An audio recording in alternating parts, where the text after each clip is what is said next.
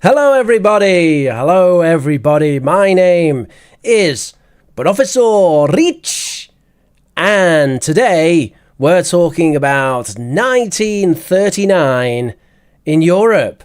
And I think something happened in 1939. It's a long time ago. I don't know. Let's find out. Let's start with a vocabulary activity. So, up there you have some lovely words on the left in black. And I want you to match those words with the synonyms on the right. So we have 7 terms on the left, and I want you to match those with the synonyms on the right. How's it going, everybody in the chats? Make sure that you do smash that like button. We have begun, and today we're going to learn all about history, and we're gonna use English to discuss what we think about that. Here we have a mass murderer, according to some people, called Joseph Stalin.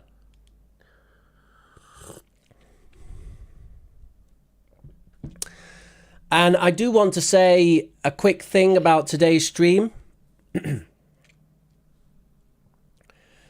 Today is going to be about World War II, and therefore some of the topics that we discuss might be difficult for some people.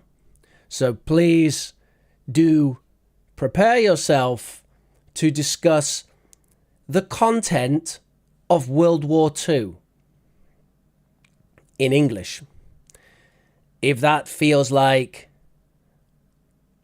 something emotionally difficult for you and you're not ready for that, then perhaps come back another time. But for everybody else, let's talk about it. And something else I do want to say is history is all about interpretation and perspective. History is not fact. We don't know the facts of any history. It's all perspective. And because we're a channel here with people from all over the world, then people will have all kinds of different perspectives that they learned at school. So how are we doing with that vocabulary? No, I didn't forget to do that, Daisy. I just thought it would be great if you actually typed the vocabulary. Gustavo? Gus? The guy who used to come to my stream, the guy who used to come to my streams, the one viewer 3 years ago. Is that you, Mr. Gus? How are you doing? I want some respect in the chat here for this chap, Gustavo. When I first started doing live streams in 2021, this was the only guy who showed up. He came every week. The only guy who showed up. Nice to see you, Gus. We've got a Discord server, Gus.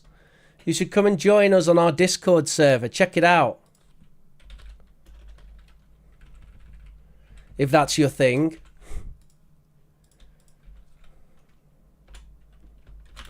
Join our community.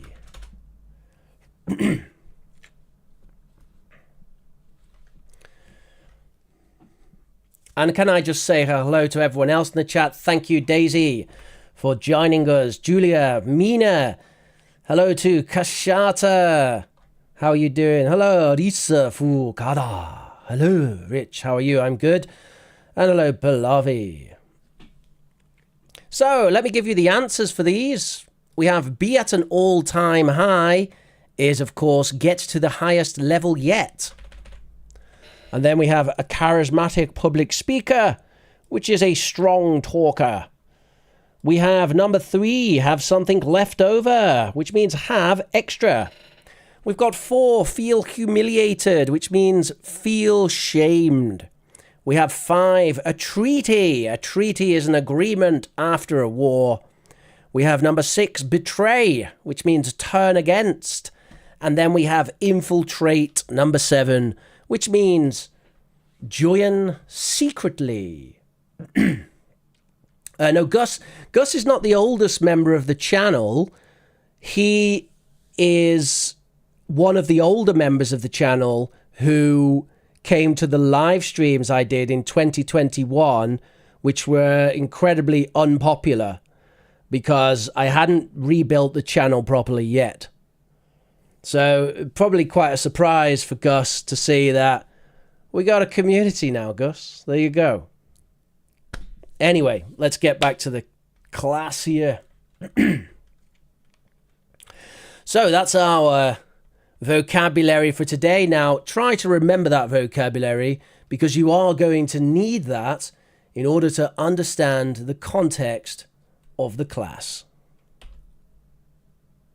So this is our class today. We are going to talk about the Road to War 1939. Actually, the Road to War could technically be earlier than that. It could be 1936 until 1939. And you can see we have some characters on the screen here. We've got my dad in the top right. And then over here we have Charlie Chaplin, who for some reason is wearing an army uniform. And we're going to learn all about that. Today we're going to learn important vocabulary. We've done that.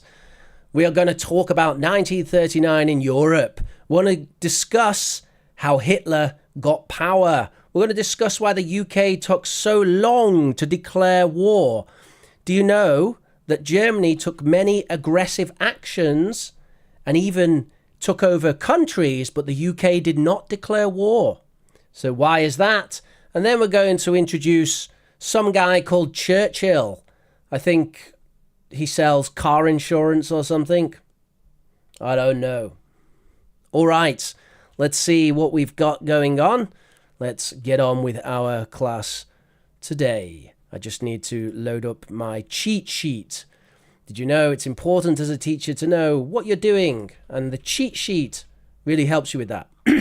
So we're going to start with a bit of a discussion, and I have some questions for you. Question number 1, or opinion number 1. There are no facts in history. There are only opinions. What do you think? So answers in the chat. There are no facts in history. There are only opinions.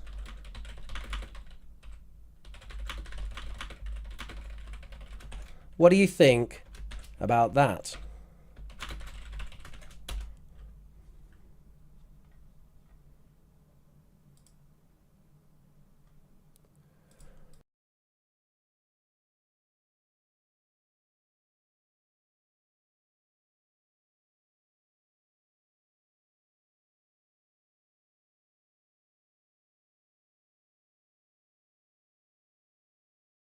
So we have an interesting comment there from Daisy. And Daisy says, if Hitler didn't invade Europe, maybe German would be the universal language, right? Okay. First of all, I want to say, some people think that speculating about history is useless, and they might have a point. However, speculating about history is really fun. So let's do it. So if Hitler, we got some great English there as well. In fact, it's so great. Then we're going to put it up on the board. I need to correct you, Daisy. I do apologize.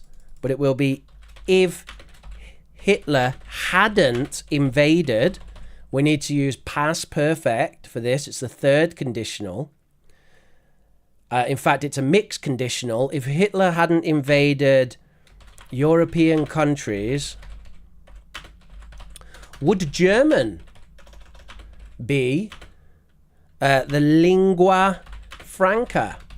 Lingua franca is kind of a term for the default language of the world. Now, my answer is no, not at all. There is basically no reason why German would be the lingua franca. And there's a few reasons for that. I mean, actually, it's more about how English became the lingua franca. And that is really a lesson for another day, because it's a very interesting story how English became the lingua franca. And World War II is part of it. But it was very much a deliberate thing. And it was enabled by an agreement that I think was called the Marshall Agreement. And we could do a lesson about that another day, because it's really interesting. So Daisy said history was written by the ones who survived. So they might have written history based on their opinions. That's right. If you're dead, we don't even know your perspective. And let's remember recent history. Does anyone remember Saddam Hussein?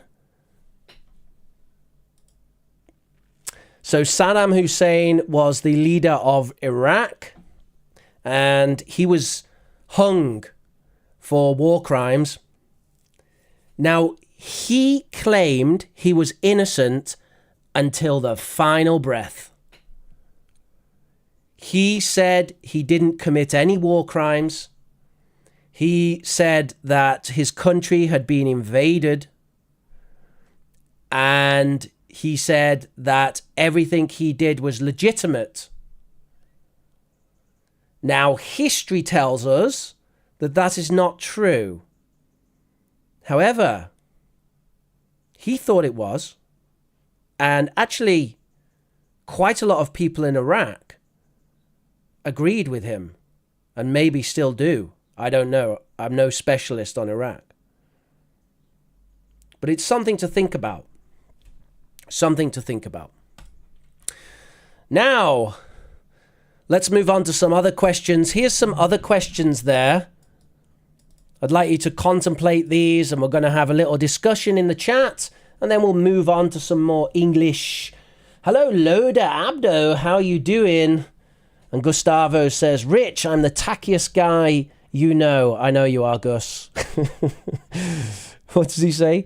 Tachynology. Loda, I totally agree with that, because history is written by the winners. It's not only the winners. Not only the winners. The losers can also write the history later. And that can be bias. Do you know that the way that Germany teaches World War II history is even more harsh on the Germans than how the British teach it? So they really beat themselves up in Germany. Like they blame themselves completely. Like it's like, we did it. We were the bad guys. Everything is on us. Even more so than how we teach it in England. In fact, when I was at school, we learned a lot about the social situation in Germany and how the economic circumstance really hurt the German people. And they were angry and embarrassed. And that's why, well, we're going to talk about it. We're going to talk about it. We're going to talk about it. Let's move on while you contemplate those fascinating questions. Let's move on. I'm going to show you a list of 10 sentences. The sentences are going to use the language from before. I want you to read the sentences and decide which of them are true and which are false. And they are all reasons why Hitler was able to take power in Germany. So, how and why was Hitler able to gain power? I will show you 10 sentences, and I want you to choose 5 that are true.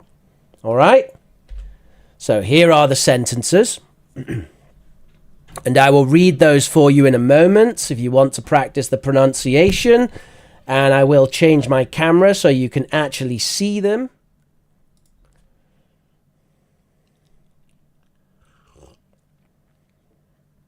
Hint says, I think there are many facts in history. Sorry.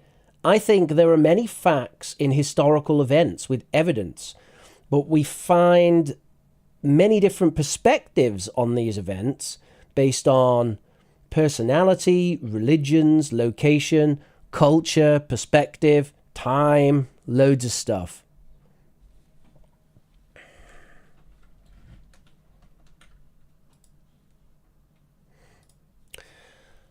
So I'd like you to tell me in the chat, which of these do you think are true and which are false?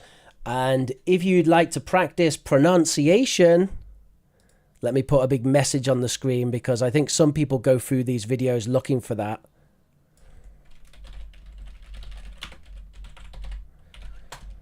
If you would like to practice pronunciation, I'm going to read those sentences now.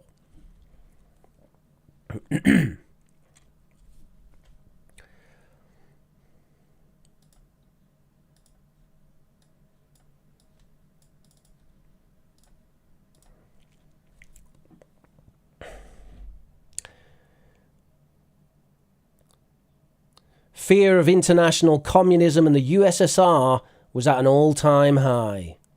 At an all-time high. Notice they're dropping the t sound, like in British English. At an all-time high. Fear of international communism and the USSR was at an all-time high. All right, number 2. Hitler was an extraordinarily charismatic public speaker.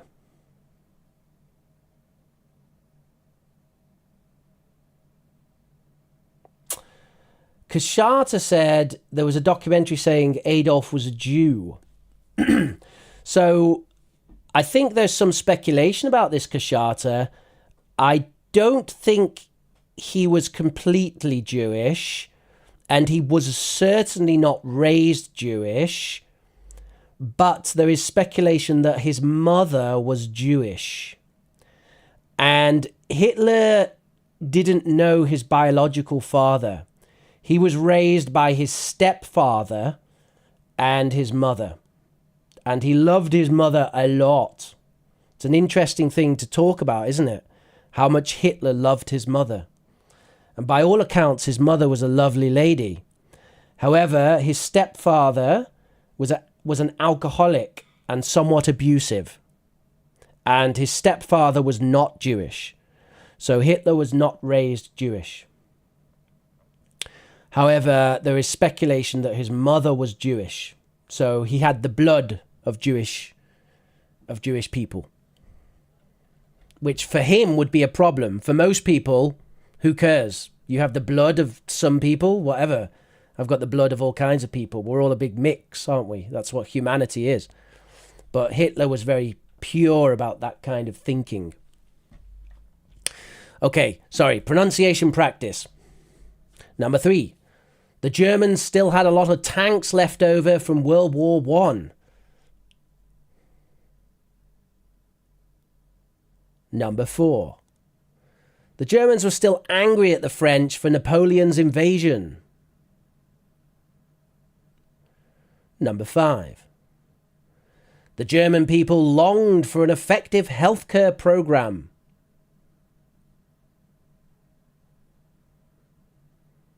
Number 6. The current government, Weimar, was seen as weak. Number 7. The German people felt humiliated by the World War I treaty, the Treaty of Versailles.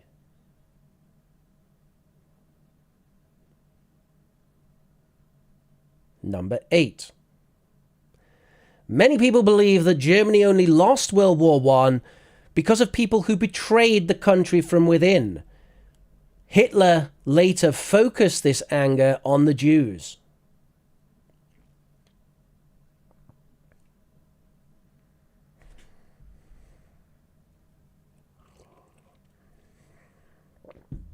Number 9. Hitler used his military influence to start a civil war and take control. Number 10. The SS infiltrated Germany government. How come none of you told me about that deliberate mistake? The SS infiltrated the German government and took over from within. So the question is, which of those are true and which are false? And I will give you the answers in just a second. But first, I'd like to address an interesting question from Daisy. And Daisy says, don't you think Hitler was supportive of white supremacy?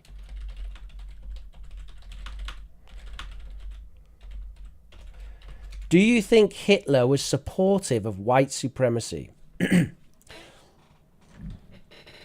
No, he wasn't. I mean, that's almost certainly not the case. He wasn't. Why not?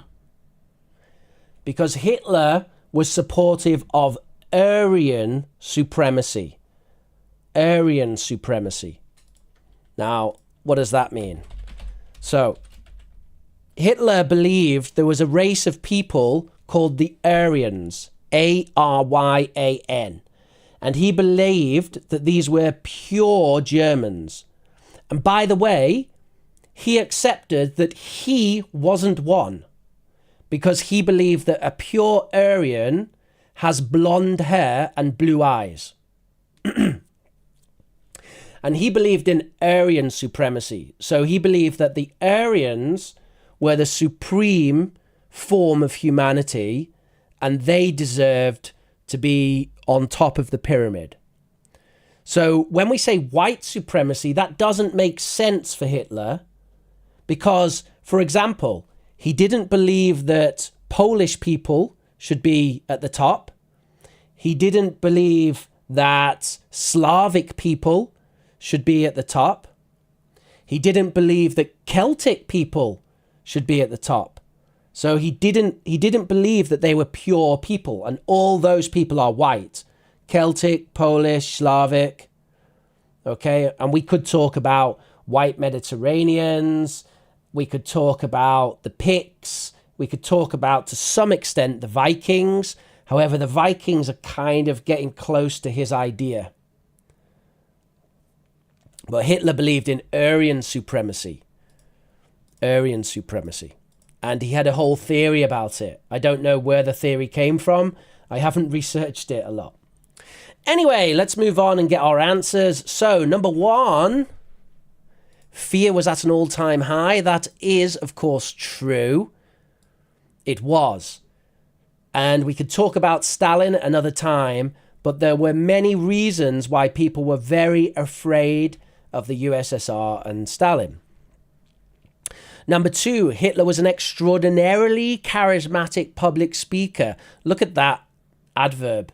Extraordinarily charismatic. He was extraordinarily charismatic. That's true. Have you ever seen the videos? There is a lot of charisma going on there. It's like, imagine Barack Obama gets super angry and turns white, grows a mustache and grows long hair. Okay. Number 3. The Germans still had a lot of tanks left over from World War I. No. The Germans were still angry at the French for Napoleon's invasion. No. The German people longed for an effective healthcare. Well, maybe they did, but that is not one of the reasons that he was able to take power.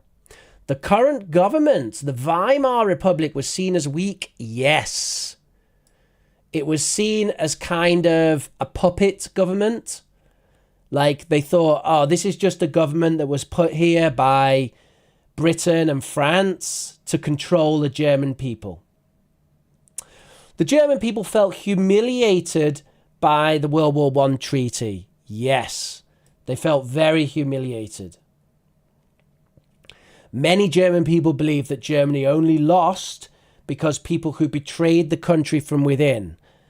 Yes, that's true. And Hitler later said that the people who betrayed the country were the Jewish people. And he focused that anger on the Jewish people in Germany and later in Poland and other parts of the world. So it's amazing, isn't it? It's so weird to see how someone can use this anger and emotion and gain power. And it's something we need to be careful of, because do not think that you would be immune to this. The lesson from World War II is that we could all make this mistake. And it's important to be aware of that. You've got to question your allegiances, question your leaders. I mean, imagine if for 2 years they told us all that we had to stay inside our houses.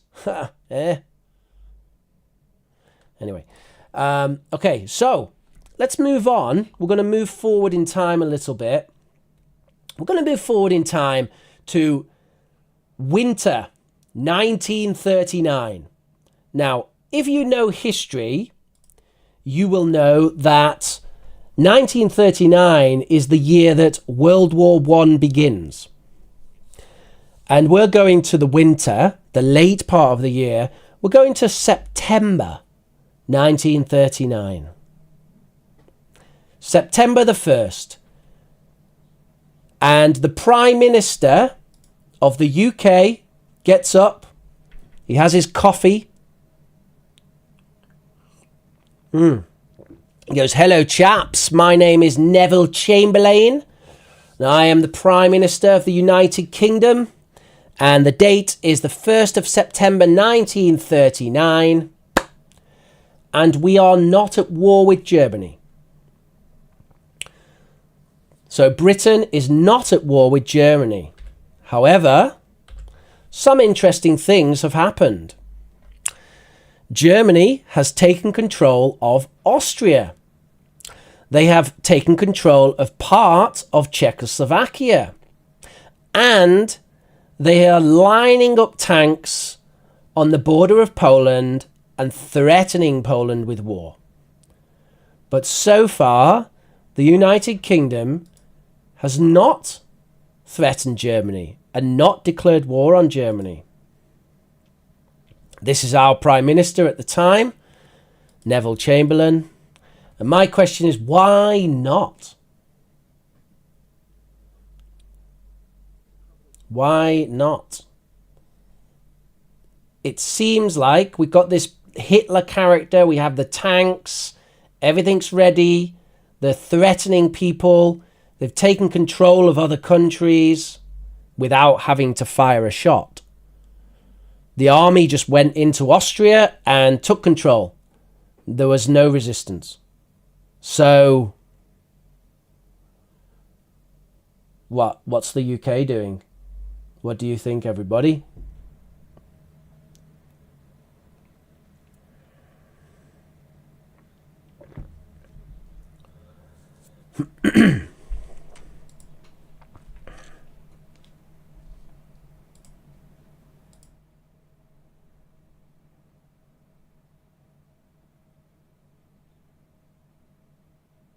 So Daisy said he might have been afraid. Look at the language Daisy uses. It's very good English. Look at this. He might have been afraid that the British intervention could trigger other countries to join the war.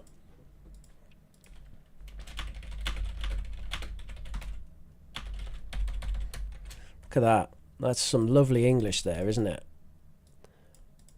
So what we have there is, I think it's worth highlighting that.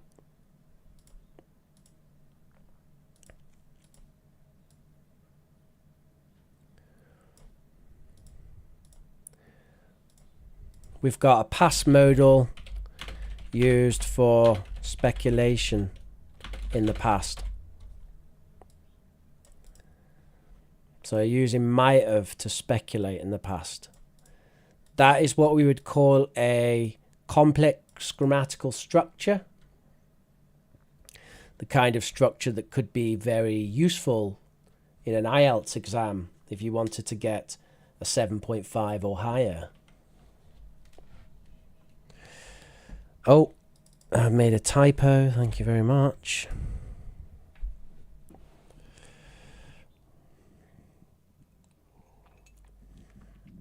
So let's investigate. Why has the United Kingdom not declared war on Germany? Well, Neville Chamberlain argued to avoid war with Germany. Look at the reasons below and complete the sentences. So you have the 4 reasons with quite complicated vocabulary, and I would like you to try and complete the missing words. You can see that for some of the words, the letters are covered. So look at the sentences below and try to complete the sentences with the words with the red covered letters.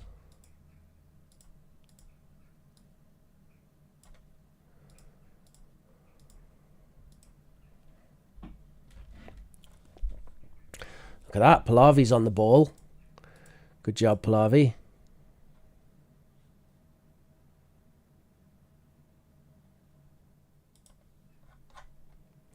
And do remember, everybody, hit that, give it a like if you're interested in this sort of stuff. I've had a lot of comments on the channel recently about people really like this channel because we don't only learn about English, we learn about all kinds of different things.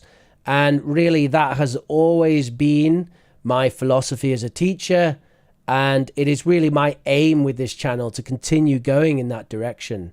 I enjoy learning about these things as well. And when I prepare the classes, I have to do research, I have to look into things, and I enjoy that process.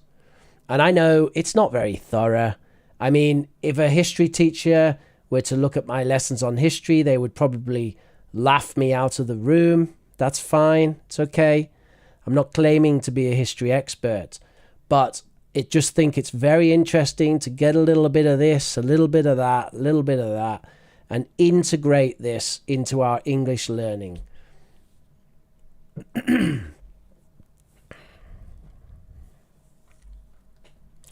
So we've got some contributions here from Maria del Carmen, from Pallavi, from Mina, from Julia, from Manjula. Hello, Manjula. How are you doing?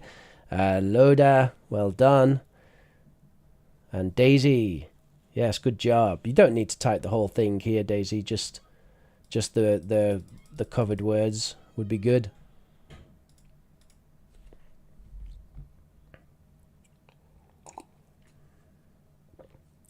Oh, and hello there to Maria del Carmen. Hello, how are you?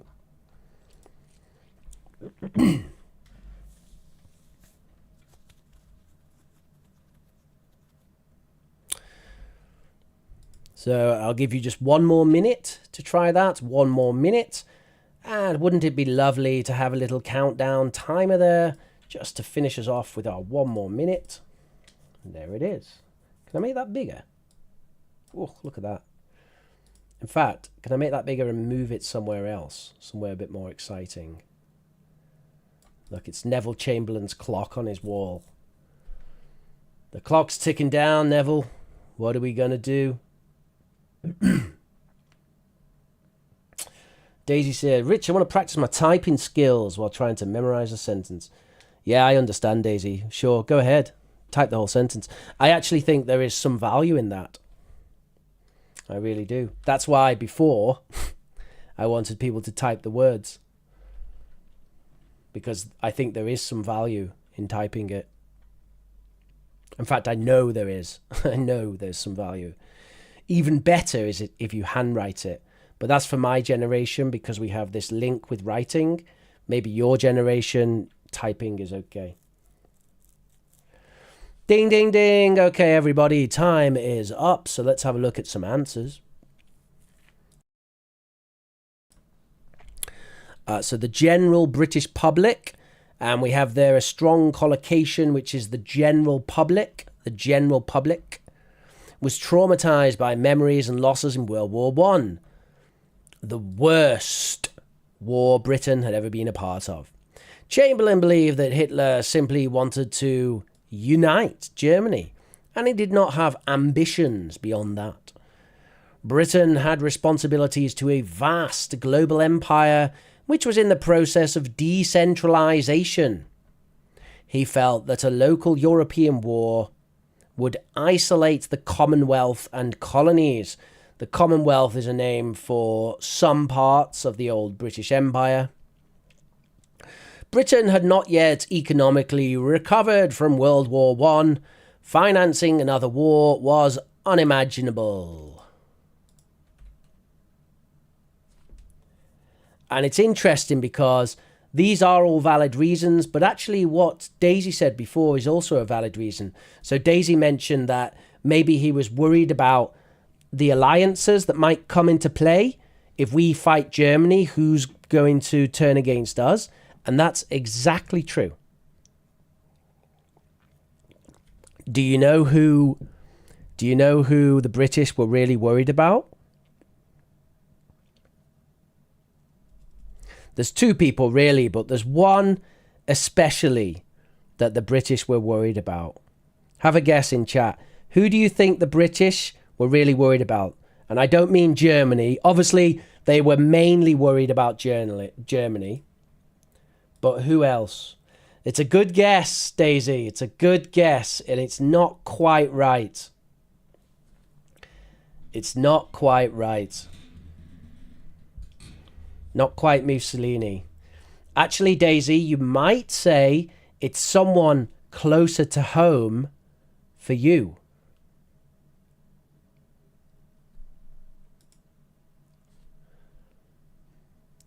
I want to know, who do you think the British were worried about, Pallavi? Oh, no, not quite Stalin, no. No. Actually, the British, I think, were kind of quite distant from Stalin because it's quite land-based. The British were worried about the Japanese. And do you know why the British were worried about the Japanese? Because Japan was the only country in the world who had a navy that could compete with the British. We had the best navy in the world, but the Japanese navy was also very, very good. Because of the tea. No, it was their navy, the Japanese navy. Britain had been very successful by having a strong navy for many years. And the threat of the Japanese navy was big. It was a big problem for the British. So they were worried that Japan and Germany would join together in an alliance. And they did. Later. All right. So have a look here now. We're going to move forward 1939 until May 1940. So a few interesting things happened between those years. And you can see I've given you two options, two underlined options in each sentence. And for each sentence, I want you to choose the correct option.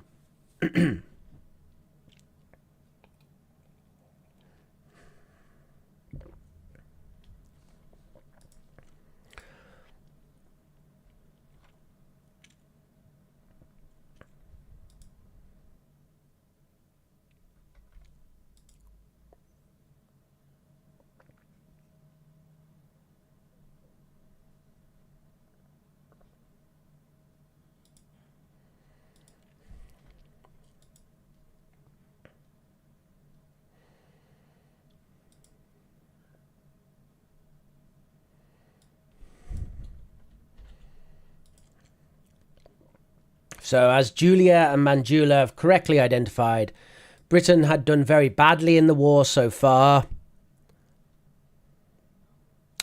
And this led up to the invasion of France. Yes, France had not yet surrendered, but it led to the invasion of France in 1940. And we can correct my spelling there. Apologies with the deliberate spelling mistake. Should be like that. This led up to the invasion of France in May 1940. And then finally, that was the end of Neville Chamberlain as Prime Minister of the United Kingdom. Because, of course, people blamed him then. They said, Neville, you should have gone to war earlier.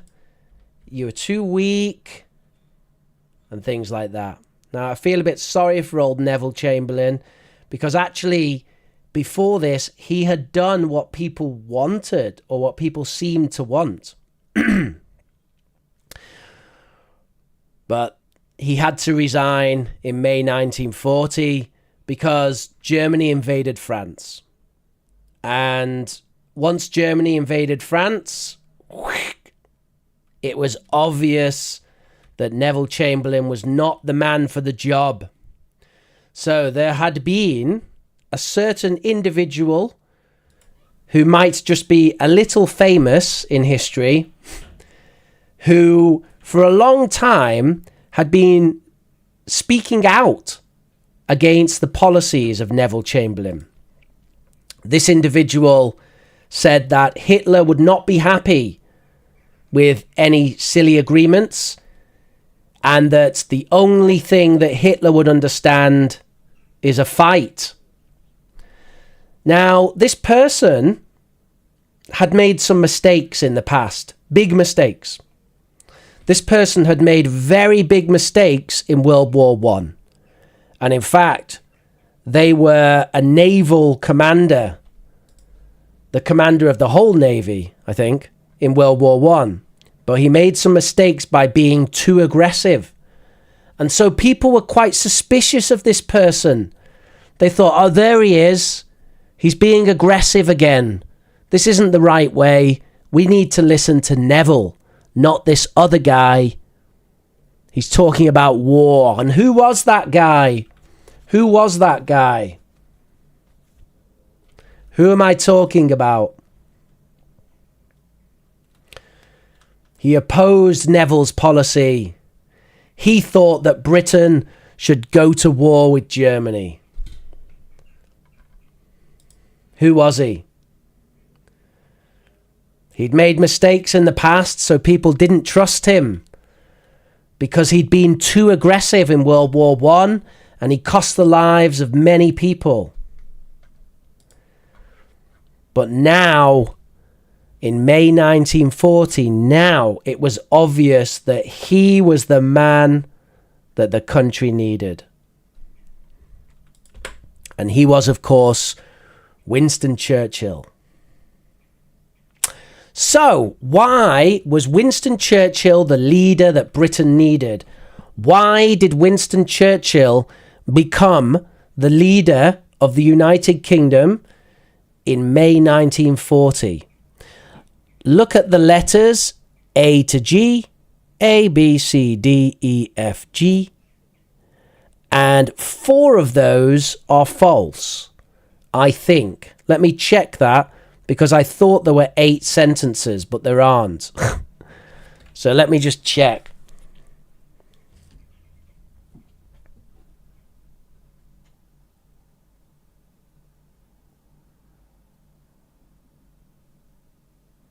Yes, 4 are false. 4 of them are false.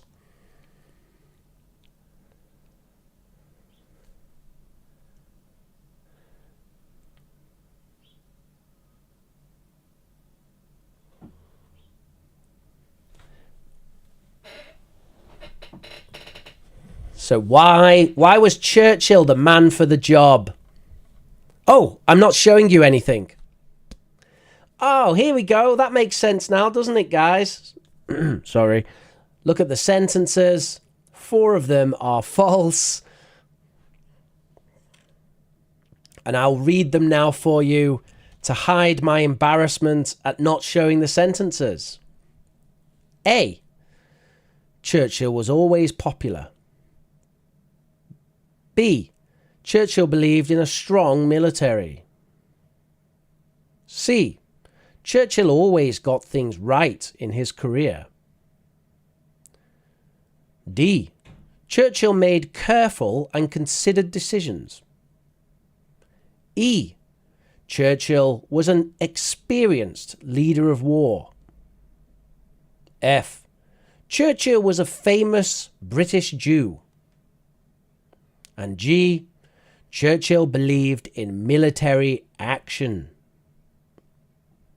Hint says, I have a recommendation. The best movie talking about the Second World War is The Imitation Game, which talks about the English mathematical genius Alan Turing and how he deciphered the Enigma code.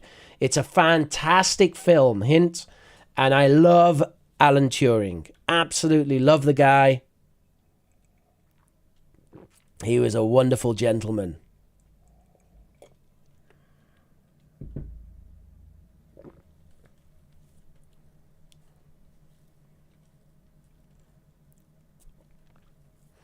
And it is to the great embarrassment of the British establishment that we did not celebrate Alan Turing as much as we should have. Because people demonized him for his alleged homosexuality or bisexuality or whatever it was. At any rate, it's none of our business. The guy was a genius and a hero, and I don't care what he did in the bedroom, as no one should. That's between you and the other person in the bedroom. And that's it. So he's an absolute hero and quite rightly celebrated as a hero today.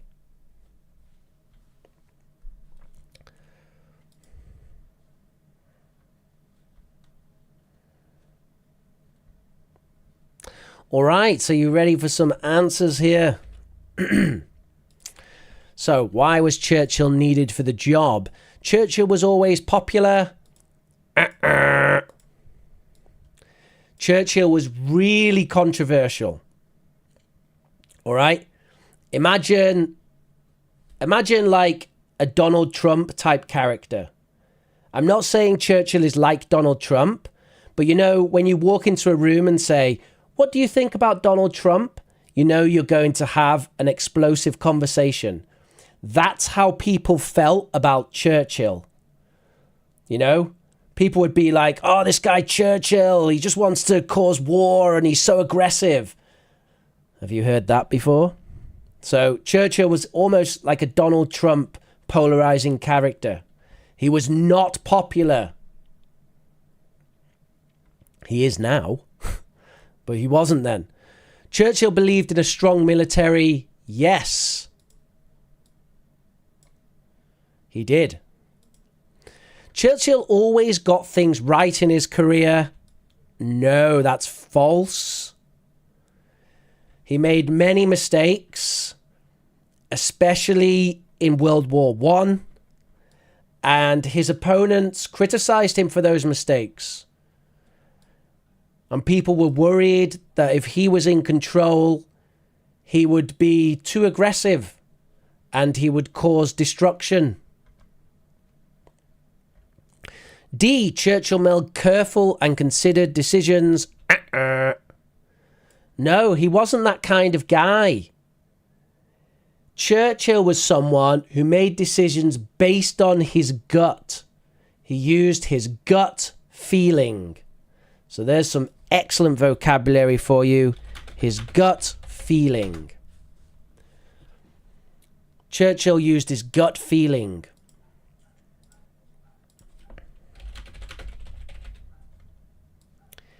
He was an intuitive decision maker. He made decisions quickly based on his gut instinct. Nice, Julia. A synonym. His gut instinct. Moving on. Churchill was an experienced leader of war. Correct. He was, I think, the leader of the Admiralty.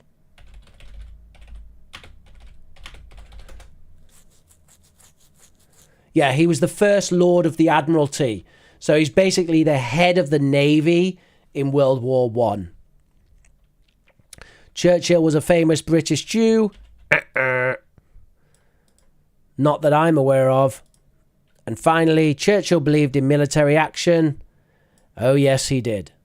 Oh, yes, he did.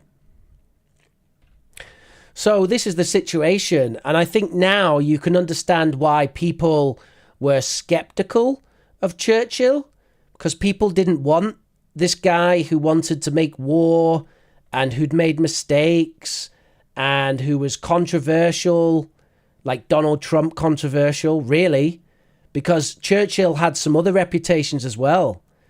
He had a reputation with alcohol, and he had a reputation for making comments about women. I'm not going to say anything further about that, but let's say he had a reputation for making comments about women. So he had a bit of a reputation. Do you know any other controversial leaders who have that reputation? Do you know what I mean? So it's funny, isn't it, how people make him to be a superhero now. And obviously, I respect him as a British leader, but you have to see the full picture of the guy, right? He was not a popular person, and he's by no means a perfect individual. In fact, far from it. But he was the man that the country needed at that time.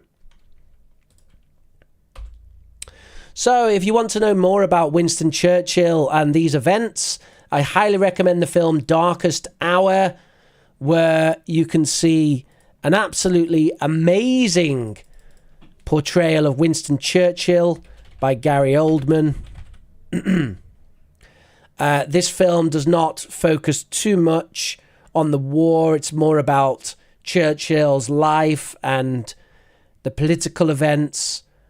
But it is absolutely fantastic acting. Gary Oldman's a legend, and his portrayal of Winston Churchill is amazing. I would love to see more films with Gary Oldman as Winston Churchill. I don't think we'll get it, because now, well, that was 2017, now it's 2023. But it's brilliant. You should definitely watch it. So check that out. And I think we can move on to some questions. Oh, I've got some homework for you. And I do believe I owe you some correction for the previous homework. So we will do that. But first of all, here's some homework for next time. I'd like you to choose a country in the world. You can choose any country, including your own country. And I want you to research the events in that country in 1939. And I'd like you to summarize the interesting things that you learn in 2 minutes. So if you're, for example, from India, could be interesting. What happened in India in 1939? If you are from Vietnam, have a look about Vietnam in 1939 and, excuse me, prepare to summarize the events. We don't just want to talk about dates. Oh, then this day, this happened, this date. No. Get social about it. Get political. Find out about the dramatic details. That's what we want. So that's the homework for next time.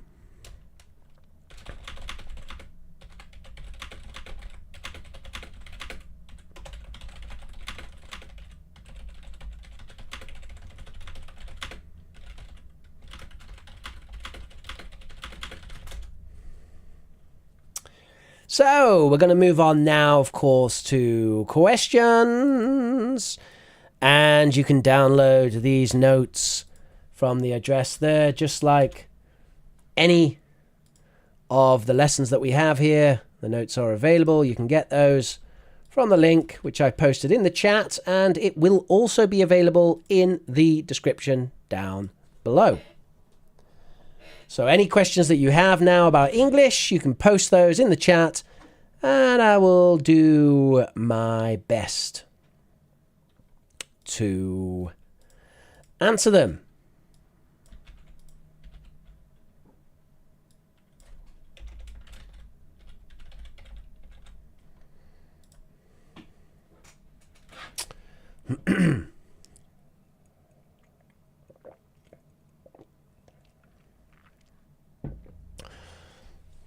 All right.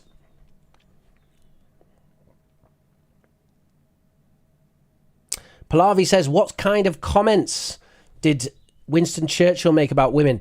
So the rumours are that he made a lot of comments about women's capability and women's role in society. Churchill, he wasn't one-sided on this, and obviously his wife was a very strong woman who supported him a lot, and they got on very, very well by all accounts. So they had a very good relationship. And he did, for example, support the women's right to vote in 1918. However, he generally thought that and expressed that women were better at certain roles in society that didn't involve certain things, let's say. So he saw women as more homekeepers and so on. Very traditional views about gender roles, I guess.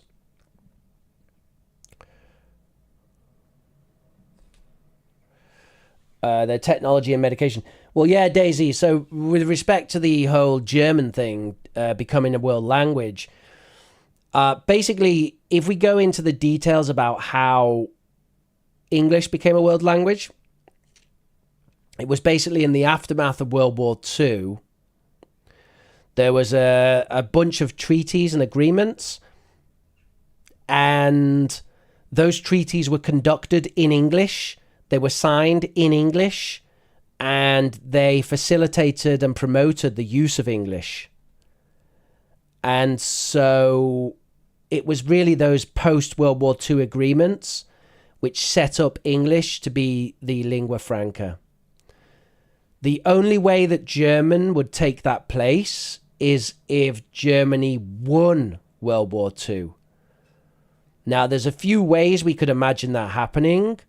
One is if we take Hitler out the picture and we imagine that Germany stayed democratic, and then let's say that the USSR and Stalin became the big bad guy and had a conflict with Japan and China, and then Germany perhaps could join on the side of the Allies with the United States, Germany, and Britain being the Allies in World War II, and perhaps France would go communist or something and surrender.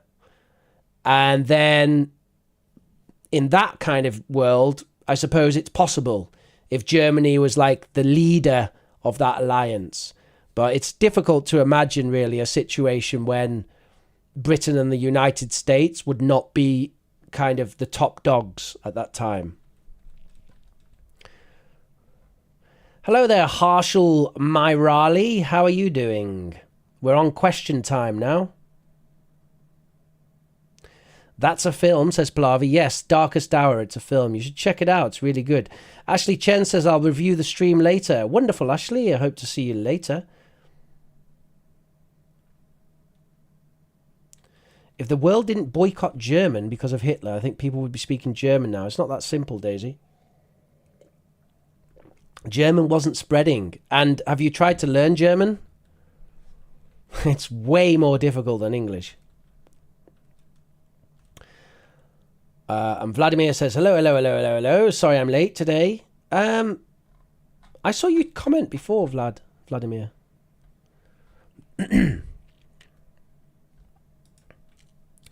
So there's not that many questions going on, so I think it might be an opportunity for us to check some homework.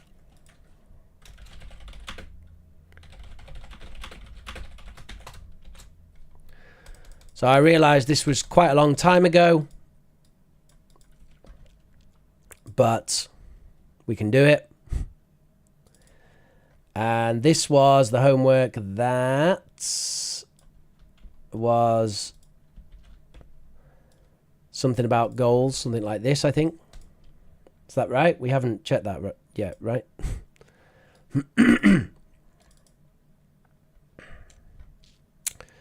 So we've got a few people to listen to here. 1, 2, 3, 4, 5, 6 people to listen to. So let's have a listen. We're going to listen to this one. And we're going to start with Ekaterina, who is not here in the chat today. I'm not sure. Have we heard Ekaterina before? Live on stream? I can't remember. All right, let's have a listen to Ekaterina. And if you remember, the task is to talk about goals and hobbies. Let's have a listen. I have a lot of goals in my life. Anyway, I'm going to narrow down them just to two within my new hobby, which I took up last summer. It is wushu, one of the martial arts. I had always dreamed of doing wushu, and that dream came true. Unfortunately, a bit late. Why unfortunately? Because when you are at the age of 26, your body is not as agreeable. For example, for young people, acquiring some skills comes naturally, as quickly as in 1 month. Whereas for me, it may take up a half a year to learn something. Anyway, I'm doing my best. So, two things I aspire to do are splits as perfectly as nearly Jean-Claude Van Damme does, and high kicks with my legs. I have already started improving my body conditions, and I can assure it has drastically changed my life and lifestyle. Firstly, I have become more disciplined, and for me it is a piece of cake to wake up early. I regularly have 2 sessions of workouts in the morning and in the evening. Secondly, I quit a bad habit. For example, earlier I would grab a glass of wine every time I met my friends. Now I enjoy my pastime with a cup of tasty coffee or even with a tea, which would be completely unnatural of me previously. Let alone fast food, I completely refuse from that. I consider it is a waste of money. Now I look for quality in this regard. And finally, my body has obvious changes. Now it is pleasant to look into the mirror and see shapes of my muscles instead of sagging skin. All in all, I can say that my ambition has dramatically changed and enhanced particular aspects of my life. And I can say that these results are tangible and they are tightly interconnected. If you just start improving one aspect, the rest keep up with it.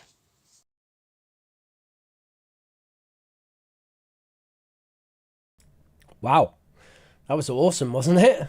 Well done there, Katerina. That was absolutely fantastic, particularly if you were speaking off the cuff. There was some really excellent language, actually, that I want to highlight. We had the use of a piece of cake, and it just about landed. I'm quite critical of people using idioms like this because often they don't land. This one just about did. Your intonation was a bit off with it, but I'll let it slide. So well done for that. Well done for using a piece of cake. And then we had some lovely language here. So we got this, for example. And this was perfect. Earlier, I'd grab a glass of wine, but now I enjoy my pastime with a cup of tea. Now, there's a few things I like about this. One of the things that I like is the correct use of wood for past habits. And it can be difficult to pull that off and make it sound right. But it sounded perfect the way that she said it. So she actually said earlier, I would grab a glass of wine, but now I enjoy my pastime. Again, tricky vocabulary there, easy to misuse that, but uses it in a perfect way. Now I enjoy my pastime with a cup of tea. So that was excellent. And then we had an overloading of kind of poetic vocabulary. Might be a bit too much, perhaps, but some lovely language there nonetheless. Now it's pleasant to look in the mirror and see shape to my muscles instead of sagging skin. Jesus, that's a bit graphic. Sagging skin, Ekaterina, but excellent vocabulary. And then we had this comment about these results are tangible. I love the word tangible. tangible. That means you can really get them. You can see them now. The real results, not just hypothetical. They're tangible. You can touch them almost.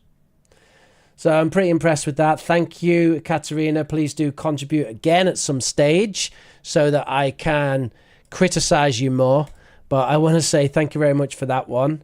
I didn't really know what to expect, and I have to say that was very high quality. So, wonderful. Well done. Let's move along. Next, we have Julia.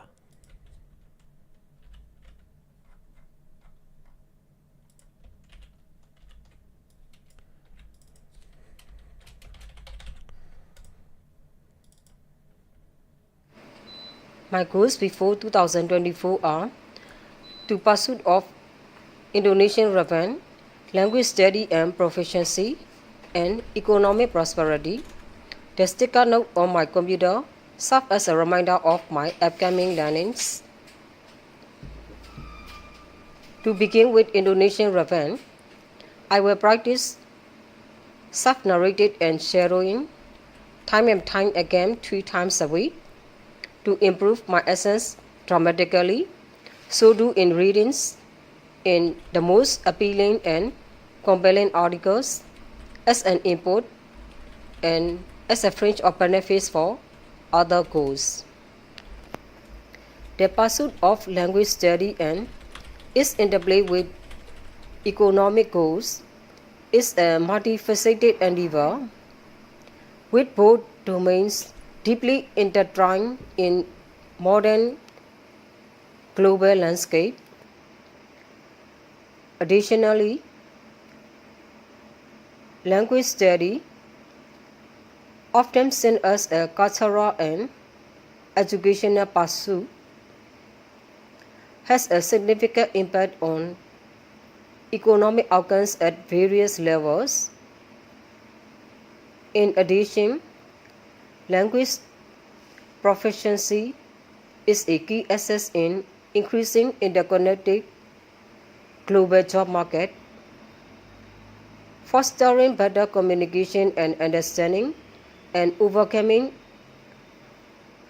a cauldron of language barriers. I am keen on pursuing economics owing to its ability to explain the complex phenomena such as international trade, economic growth, and income inequalities, and its potential to provide the solution to some of the world's most pressing issues such as unemployment and poverty. To cut a long story short, I will reward myself immediately or after seeing a fruitful outcome right off the bat.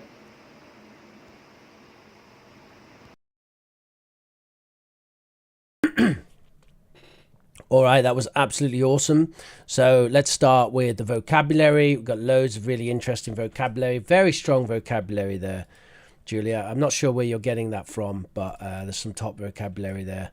Is that just off the top of your head, that vocabulary? So we had things like overcoming language barriers. I'm keen on pursuing economics, complex phenomena, income inequalities. So a whole bunch of really strong, really excellent collocations and vocabulary. Real good strength there, absolutely brilliant. A few pronunciation issues that we can work on. So I noticed that perhaps this sound is a little bit too light. So when you said this word, you said it like goals, something like that, goals, right?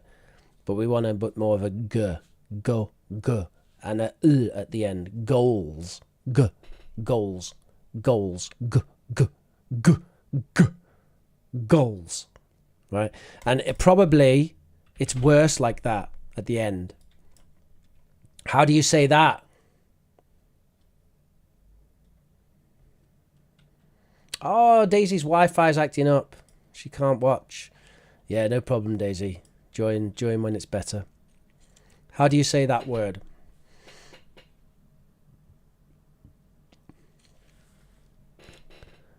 Bag.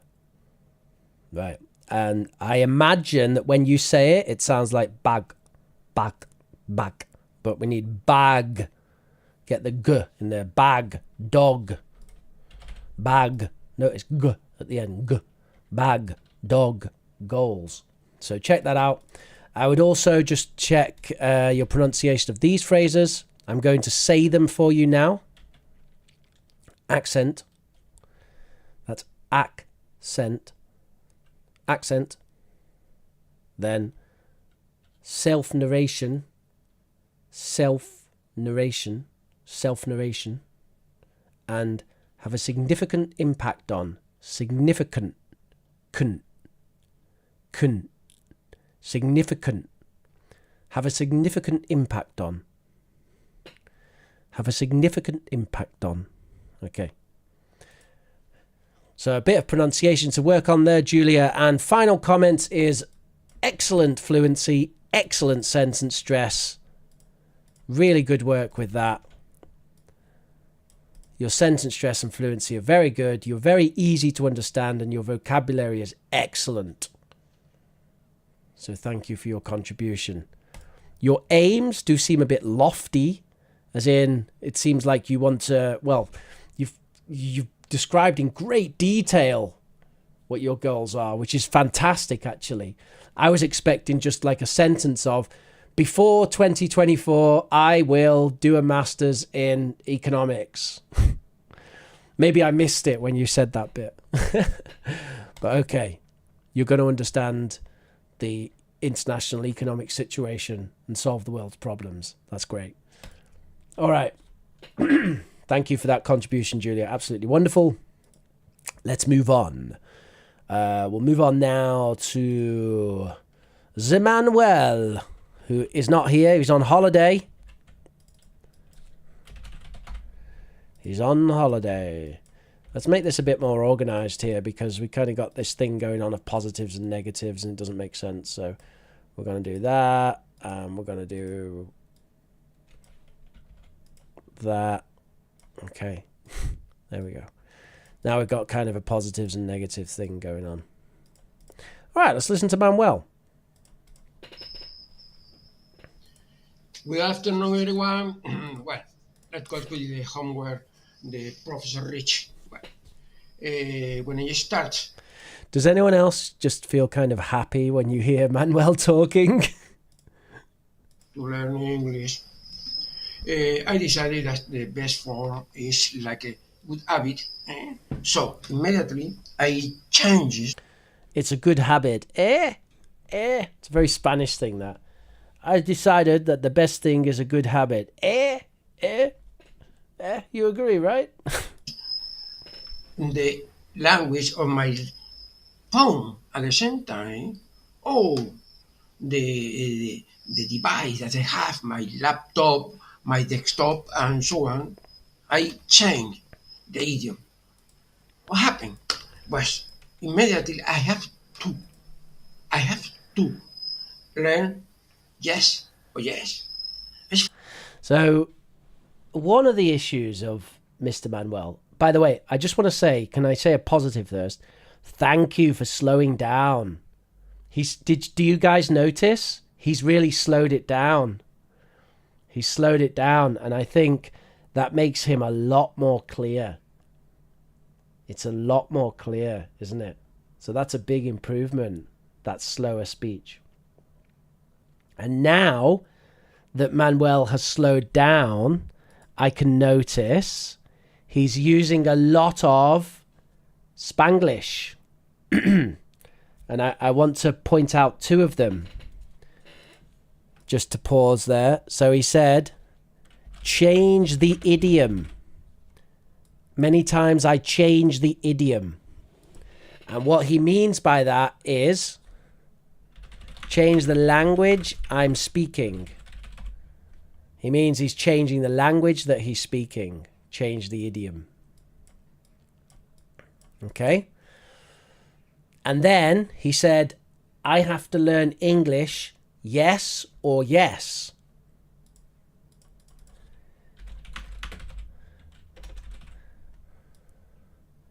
And when he says yes or yes, what he actually means is, I have to learn English no matter what.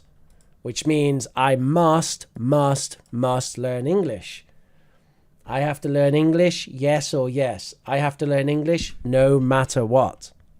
Okay, let's carry on. Fantastic, because, for example, I make a Twitter with all the newspaper from the UK and in America as well. So I have a lot of email. I got a lot of email every day. It's telling me what the news in all around the world. So I have to learn because all around me is in English. I don't want nothing in Spanish. For example, when I chat with my friend, I chat in English. If they don't understand the English, it's not my problem. I decided to chatting in English like a good habit. And it's rewarding, yes, because the people who know me, they say, well, Manuel, he's improved a lot at writing, He's improved a lot at writing, yes. And why? Because a new habit. And the new habit is do the same every day, like a routine, without realize. It's something like came in mind one thing. We need to improve whenever you want. You need to create a new habit. Okay, you want to listen better. You need to listen a lot, until it's like listen in English familiar, like your own language. Good afternoon and goodbye. All right. I think that was possibly the best audio that we've heard on stream from Manuel. That's my opinion. Do you guys agree? I don't know, but I think, in my opinion, that's the best audio that we've had from Manuel. I thought that was much clearer than in the past. So I want to say, first of all, well done, Manuel, for slowing down. Because that really made it so much clearer. Okay. And we got some excellent advice as well. If you notice at the end there, he said, if you want to listen better, you need to listen a lot. That's right. Good advice. And there were plenty of other examples when Manuel used kind of a Spanish-English expression. And that's kind of, yeah, as I said, that's an issue for him. But it's okay, because when he slows down, we can still understand. Like when he says yes or yes, even though in English we don't have yes or yes, we can understand because he's slowed down, and it gives us a chance to go, oh, what does he mean? Yes or yes? Oh, he means this or this. No other option. Right. So it's no matter what. We've got to do this no matter what. So it's way better. Brilliant. Excellent, Manuel. Thank you so much for that. It was really nice. Really lovely. Great job. All right. And we'll move on now to Mr. Vlad.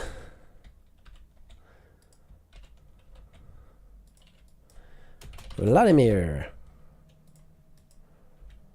Okay, let's see what we got. What goals do you have, Vlad? I'll read 5 pages of James Clear Atomic Habits. 10 a.m. at my desk table. While reading, I'll be listening to birds singing. I'll split the book content into 5 pages parts. After when I finish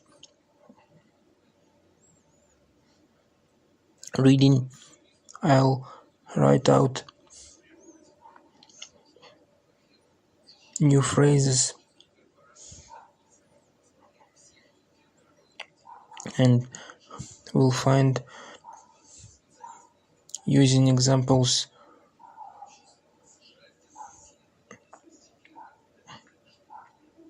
of and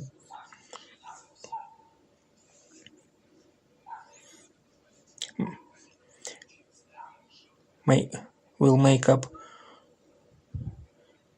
new examples my own.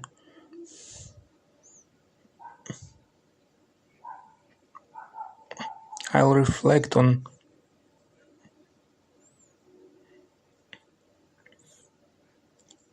using new phrases in speech and setting new goals.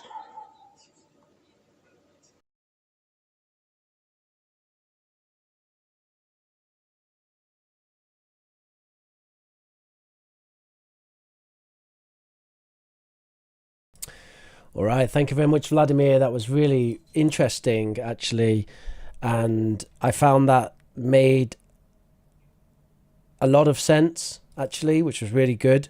Your previous one, I needed to refer to the writing to understand it, but with this one, I understand what you're talking about. And I think one really positive comment to make here is that you had an amazing use of using SMART for your goals, and your way of structuring your goals was really great.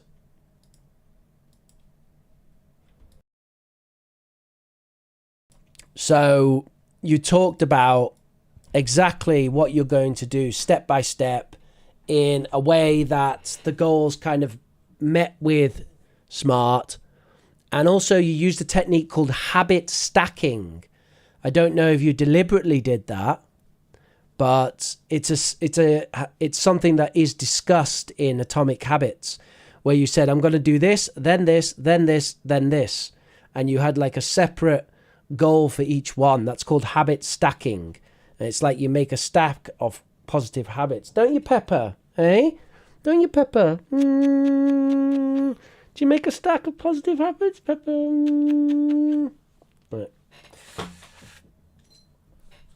So wonderful. My question would be, and maybe you know this, but you didn't mention it, but where's the reward?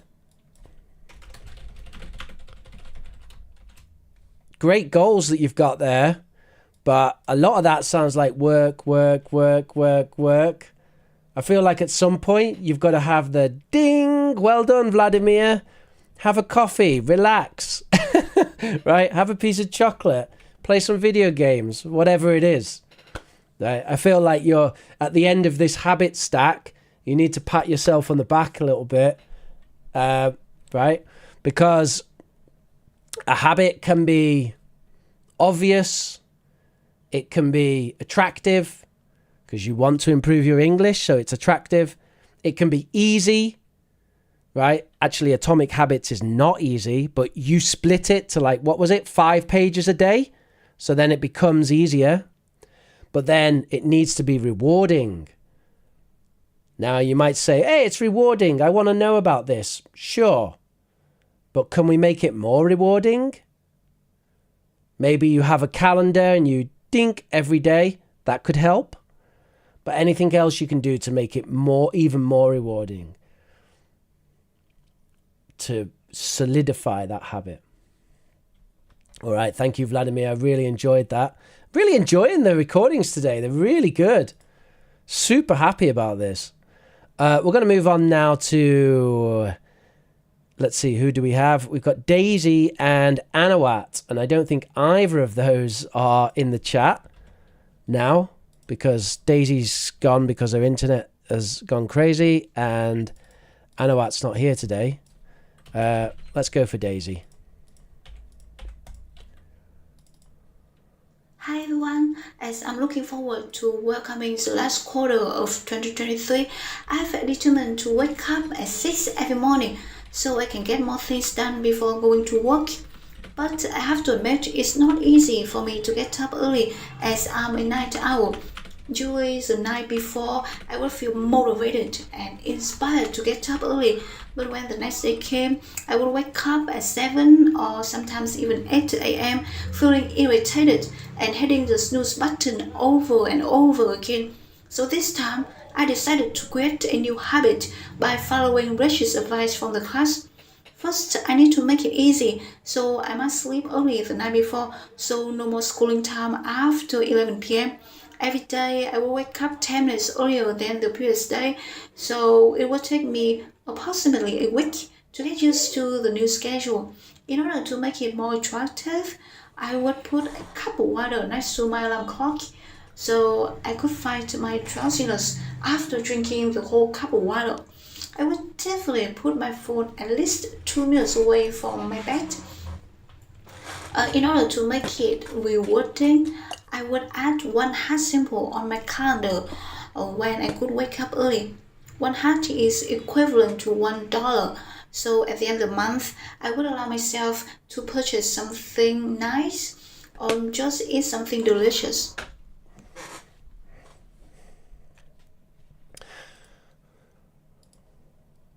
All right, that was absolutely fantastic from Daisy there. A really comprehensive understanding of the material that we covered. And Daisy emphasized the habit there, talking about rewarding herself with something delicious. There was a lot of excellent vocabulary as well all throughout. We had this right at the start. The pronunciation was a little bit off on the word welcoming, but other than that, it was absolutely fantastic. I'm looking forward to welcoming in the last quarter of 2023. That's very strong language. That's very strong language and said in a very natural way. So that was absolutely wonderful. I'm also looking forward to welcoming in the last quarter of 2023. Actually, to be honest with you, I'm not, because I've really enjoyed the summer this year. And I don't particularly want to welcome in the winter. I'd like it to stay summer, please. But okay, Daisy's looking forward to welcoming in the last quarter of 2023. And another lovely bit of natural English there when Daisy said, I absolutely love this. She said, but I have to admit, it's not easy for me to get up early. Ugh, such great. Where are you getting this language from, Daisy? It's brilliant. I have to admit. That's great. Lovely phrase there. But I have to admit, it's not easy for me to get up early. Wonderful, wonderful, wonderful, wonderful. Interesting comment you made there about making it easy as well. You said by going to bed earlier the night before. Sometimes you can't control that, though. I feel like, you know what I would feel would make it easy? Is get everything ready. So get your coffee ready to boil. Get your water ready to drink. Get your clothes ready for when you get up. Whatever you have in your routine, if your morning routine is like breakfast and this, then that, then whatever, make sure it's all ready. So all you have to do is get up and everything will happen, right? It's like you don't have to do any work when you get up. You get up and everything's ready. Your breakfast is pretty much ready. You just push a few buttons and then there's your breakfast, and your drink is ready, and your clothes are ready, and your shower stuff is all ready so you can have a shower. Oh no, wait, Asian people don't do that in the morning, okay? But whatever you do, right, just get it all ready. The other thing I would say is use the light. Look how bright it is in here. When I wake up in the morning, I turn it all on. The light goes on, that light goes on. There's light everywhere. And that light really helps because it trains your body that this is the time when the sun comes up, so you need to wake up now. It really works. So good luck with that, Daisy. Keep going with it. We want to hear more about your success in becoming an early bird. A success in becoming an early bird. Okay. All right, great. So we're going to move on now to our last one. The last person, the last homework to listen to. And that's Anawat.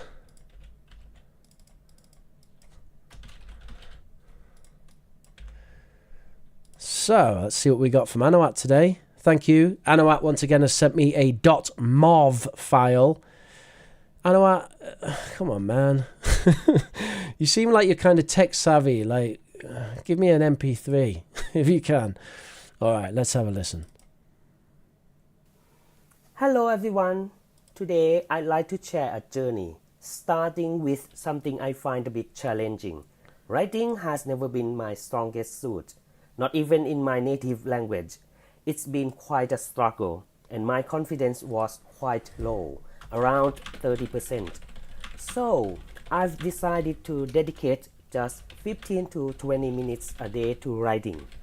I'll begin with simple things like my diary and daily news updates, and then move on to more complex topics like politics, business, or scientific articles.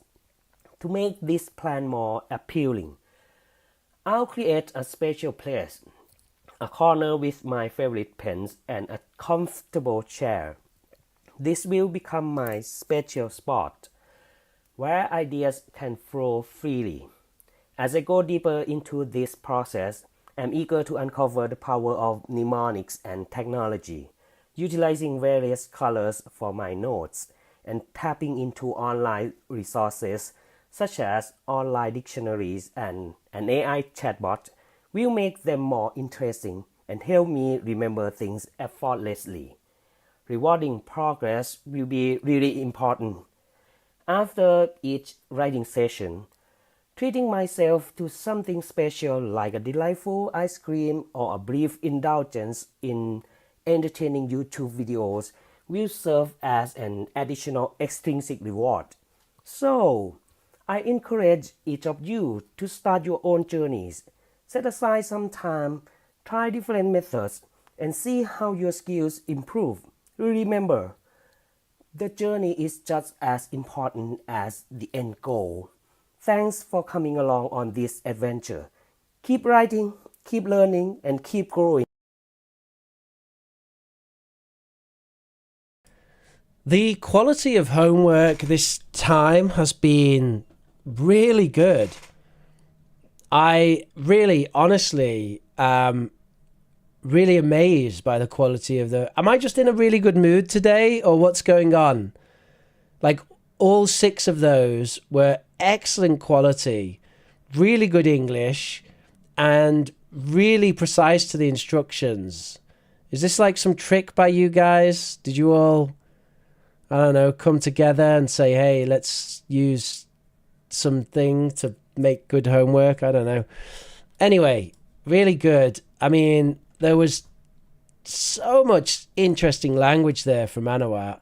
Just really top level stuff. I'm just going to paste a whole load of them in here.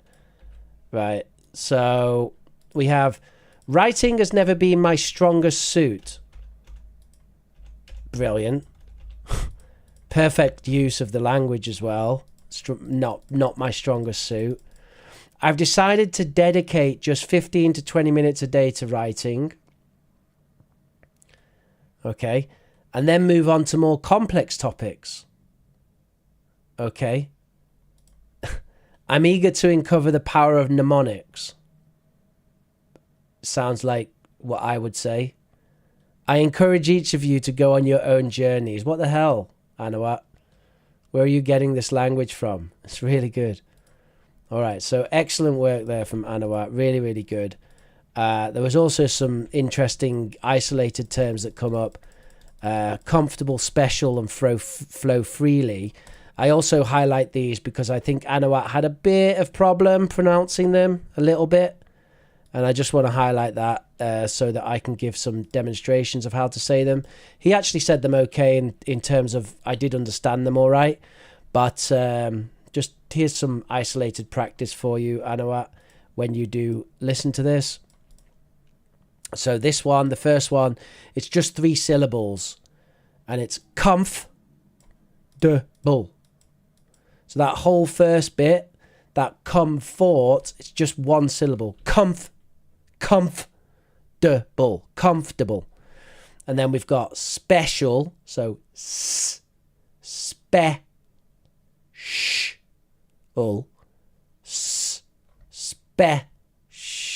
special, comfortable, special, and then flow freely. That's a real tricky one for people who struggle with the R's and the L's. Flow freely. Fur. You need to get your fur. Flow freely. Flow freely. Comfortable, special, flow freely. All right. Great work. Absolutely wonderful. Everyone, fantastic. Good job, Anawat. Well done. Yeah, definitely. Go check it out later, Daisy. Everything was great today. Really, it was really good. Really good.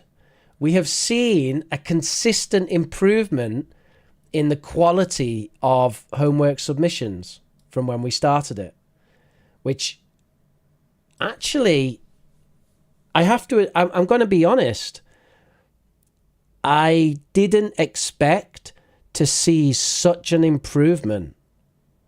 It's unusual with anything in language learning, with any kind of thing. You expect things to take a long time. So to see this kind of improvement in like 6 weeks, I know it's just homework submission, and I'm sure that people maybe are using scripts and the aids and things like that sometimes, and people becoming more confident maybe. But it is really interesting that that's happened. And actually, it's making me think as a teacher that I will start to use audio recordings more in my face-to-face classes. Because if we're really seeing this kind of benefit, then it's making me think this is actually really useful. Anyway, let's not get too crazy yet. We'll keep doing it and we'll see where we go with it. But I hope you do find it useful. Apparently you do. And we'll keep going with this sort of homework and correction and see where we go with it. All right, so just a reminder about the homework for next time. It is this one. And in order to submit the homework, you must join our Discord and send it to me on our Discord server. So I won't be accepting emails anymore about that. And that's homework for next week. And I've just posted that on the Discord server as well. All right, thank you very much for joining me, everybody. Make sure that you join our lovely, lovely community on Discord. And that is bit.ly/EngLearnChat. That's where you can join our community, which is kept together by our amazing volunteer moderators, Daisy Lee and Pavia. Join our community. It's wonderful. Pallavi didn't do the homework, so she will have 10 years of detention and 5,000 hours of homework to make up for that. Elena Nisimova says thank you so much. Julia says thank you. Maria del Carmen says thank you. Pallavi, I'm joking, by the way. Cheer up. And we believe in you. We believe that you can become a confident young lady. So get on with it. Become a confident young lady. And I'm sure Pavia and Daisy will continue to guide you in some way. Vladimir, keep doing excellent homeworks. Yes, I agree. So, thank you very much for watching, everybody. It has been my pleasure. My name has been Professor Rich. Smash that like button. Hit subscribe for those of you who are not subscribed. We do often get people on the channel who aren't subscribed. So, make sure that you do that. And wow, that didn't work. That just went black and nothing happened at all. So that just totally doesn't work at all, does it? Okay, let's oh god, no, don't do that. That was oh dear me. I wanted to show kind of a thing, like hang on, let me try and do this. I can do this, everybody. Let's see. Part of the second screen and cam. That's not working at all. Come on. No, it's not working. That one? No, definitely not. That one? Ah, there we go. Okay, yeah, I wanted to do this. Hopefully we won't get a copyright for this. Let me try it. Transition, boom. Here we go. So this is what we were talking about today, isn't it? Oh, yes, okay. Kidding, Mr. Hitler, if you think all England's done. All right, everybody, thank you very much for joining me today. My name has been Teacher Rich. Bring it on. This is the coolest place on the internet to learn English. And as usual, I will catch you next time. Thank you.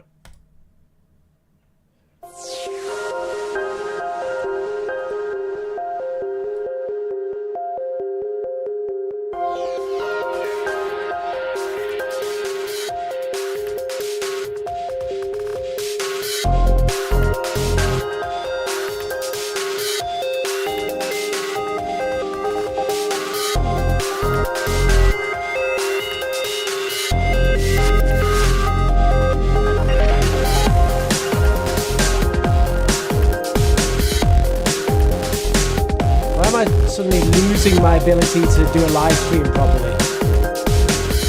Thank you, everybody. Have a lovely week. I'll probably be streaming on Wednesday.